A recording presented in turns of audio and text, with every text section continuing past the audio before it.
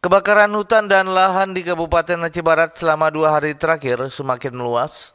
Selain menghanguskan lahan gambut, karhutla juga telah menyebabkan persebaran asap di wilayah kota Melabu dan sekitarnya. Berikut laporan selengkapnya.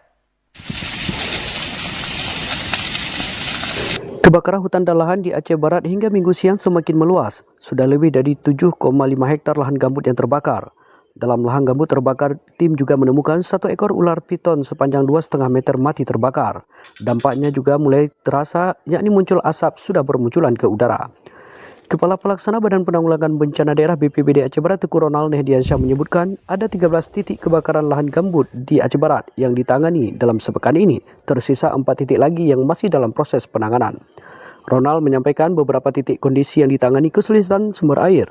Tim BPBD harus melakukan mobile pengangkutan air dengan mobil damkar secara ekstra. Sehingga total lahan yang terbakar saat ini sudah mencapai 13 titik. 13 titik luasnya berapa? Total luasan hasil data dari Pupralop itu sudah mencapai 7 hektar keseluruhan. Karena banyak wilayah yang memang terdampak, langsung kami lakukan penanganan. Alhamdulillah tidak mencapai terlalu luas, sudah dapat padamkan. Ini mayoritas yang terbakar apa bang yang kita temukan? Ya, kalau di kawasan yang memang sering yang terjadi seperti saat ini memang tanah kosong. Sehingga banyak tanaman-tanaman yang memang sudah membusuk, itu yang menjadi penyebab kebakaran. Apalagi saat ini juga masih musim kemarau. Dalam kondisi ini, tim gabungan TNI Polri di Aceh Barat juga tidak tinggal diam. Mereka melakukan pemadaman dan membantu penanganan. Bahkan polisi juga sedang dalam memproses seorang warga yang diduga sengaja membuka lahan dengan cara membakar sehingga menyebabkan karhutla meluas.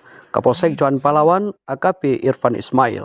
Ada seorang pelaku yang sedang dalam pemeriksaan di Polsek Johan Palawan, itu terkait dengan terjadinya karhutla yang di Desa Lapang kemarin.